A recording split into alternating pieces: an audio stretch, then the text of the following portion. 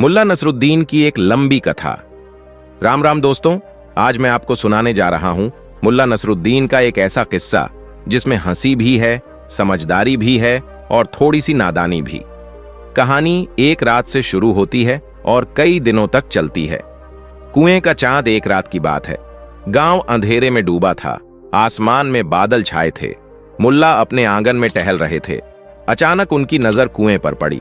झांक कर देखा तो पानी में चांद का प्रतिबिंब झिलमिला रहा था। मुल्ला घबरा गए। हाय अल्लाह, ये क्या मुसीबत आ गई, चांद तो कुएं में गिर पड़ा। उन्होंने तुरंत रस्सी डाली और चांद को खींचने लगे। गांव वाले हंसते रहे, लेकिन मुल्ला पूरी ताकत से खींचते खींचते धड़ाम से गिर पड़े। आसमान की तरफ देखा तो चांद फिर से ऊपर चमक रहा था। मुल्ला शान से बोले, देखा, मैंने ही चांद को बचाया है। गांव वाले ठहाके मारने लगे।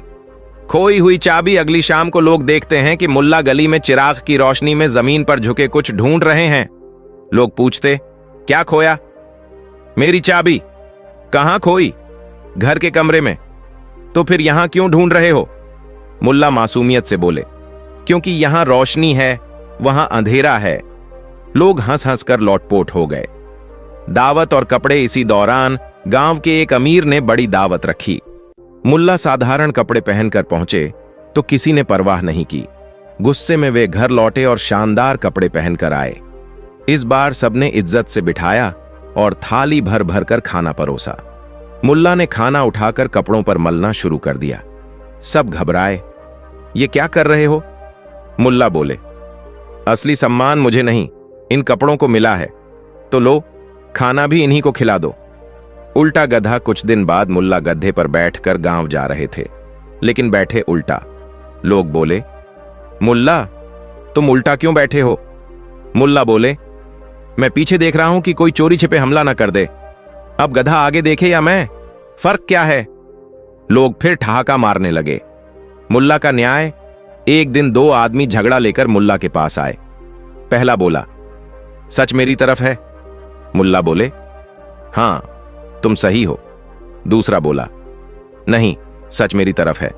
मुल्ला बोले, हां, तुम भी सही हो। पास खड़े तीसरे ने कहा, दोनों कैसे सही हो सकते हैं? मुल्ला बोले, तुम भी सही कहते हो। गांव वाले हंसी से पागल हो गए। कर्ज चुकाने का तरीका। गांव में एक आदमी मुल्ला से पैसे उधार ले गया था और वापस नहीं कर रहा था। मुल्ला ने चालाकी से गांव भर में ऐलान कर दिया, वो आदमी बड़ा नेक दिल है, उसने मेरा कर्ज चुका दिया है। अब आदमी घबरा गया कि अगर उसने पैसे नहीं दिए तो सब उसे झूठा समझेंगे। मजबूरी में अगले दिन मुल्ला का पूरा कर्ज चुका गया। गांव वाले दंग रह गए। वाह मुल्ला! राजा की परीक्षा। कुछ दिनों बाद मुल्ला को राजा ने बुलाया और पूछा, बताओ, मेरे हाथ में कितने बाल हैं? दरबारी चुप। मुल्ला हंसकर बोले, हुजूर, मेरे सिर में जितने कम हैं, आपके हाथ में उतने ही ज्यादा हैं। राजा जोर से हंसा और बोला, मुल्ला, तुम्हारी हाजिर जवाबी का जवाब नहीं। समापन। गांव वाले कहते, मुल्ला, तुम कभी हमें हंसाते हो, कभी सोचने पर मजबूर कर देते हो, कभी बेवकूफ लगते हो, कभी सबसे समझदार। मुल्ला मुस्कुराए और बोले, यही तो असली जिंदगी है। हंसी में भी सीख छिपी होती है और सीख में भी हंसी। पूरी कथा की सीख। मुल्ला नसरुद्दीन की कहानियां बताती हैं कि हंसी के पीछे भी गहरी बातें छिपी होती हैं। कभी बेवजह चिंता न करो, कपड़ों पर नहीं कर्म पर इज्जत मिले। बुद्धि ताकत से बड़ी होती है और हाजिर जवाबी हर जगह काम आती है।